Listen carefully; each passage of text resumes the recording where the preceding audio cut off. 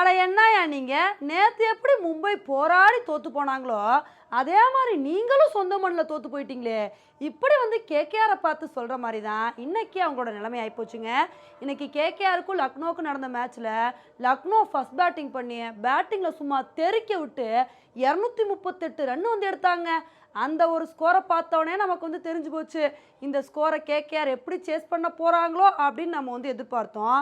ஆனால் சும்மா சொல்லக்கூடாதுங்க, கேகேஆர் வந்து நல்லா ஸ்டார்ட் பண்ணாங்க. ஃபஸ்ட்டு ஓவர்லேயே ஆகாஷ்தீப்பு ஒய்டாக போட்டு தள்ளினால ஃபஸ்ட்டு ஓவர்லேயே 16 ரன் வந்து எடுத்தாங்க. இதை வந்து பார்த்தவனே இதே மாதிரி நல்லா கண்டினியூ பண்ணுவாங்கன்னு எதிர்பார்த்தோம். ஆனால் டீகாக் வந்து ரொம்ப வேகமாக அவுட் ஆகிட்டாருங்க. அதுக்கப்புறம் சுனில் நாராயண் அதிரடியாக வந்து விளாண்டாரு.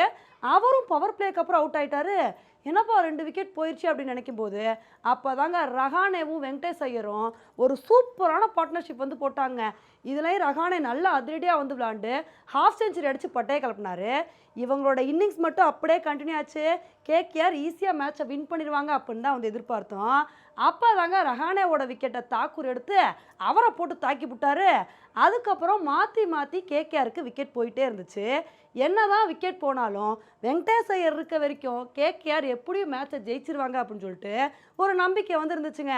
ஆனால் வெங்கடேஷ் ஐயரும் ஒரு கட்டத்தில் வந்து அவுட் ஆகிட்டாரு.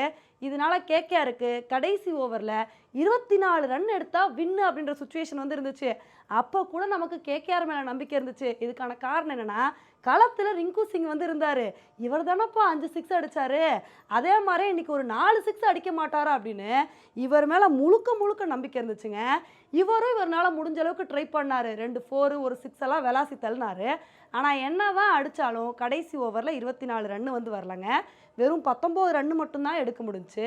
இதனால இந்த மேட்சை லக்னோ 4 ரன் வித்தியாசத்தில் வந்து டஃப்பாக கொண்டு போய் வின் பண்ணிட்டாங்க. உண்மையிலே இந்த மேட்சை லக்னோ இவ்வளோ டஃப்பாக கொண்டு போய் வின் பண்ணியிருக்காங்கன்னா இதுக்கு காரணம் பேட்டிங்கில் நிக்கோலஸ் பூரானும் மிச்சல் மாஸும் கொடுத்த பெர்ஃபார்மன்ஸ் தாங்க. ஏன்னா இவங்க 2 பேருமே அதிரடியாக விளாண்டு 80 ரன்னுக்கு மேலே வந்து எடுத்தாங்க. இவங்க 2 பேரும் எடுத்த ரன்னு தான் லக்னோ இன்னைக்கு மேட்சை வின் பண்ணுறதுக்கு ஒரு முக்கிய காரணமாக வந்துருந்துருக்கு. ஆனால் உண்மையிலே இப்போ ஐபிஎல் மேட்சஸை பார்க்கும்போது ரொம்ப ஆச்சரியமாக வந்திருக்குங்க. முதல்ல ஐபிஎல் மேட்சஸ் எப்படி இருக்கும் அப்படின்னா ஃபஸ்ட் பேட்டிங் பண்ணி அந்த டீம் 80 ரன் எடுத்தாலும் சரி, செகண்ட் பேட்டிங் பண்ணுற டீமு ஈஸியாக சேஸ் பண்ணிட்டு போயிட்டே இருப்பாங்க.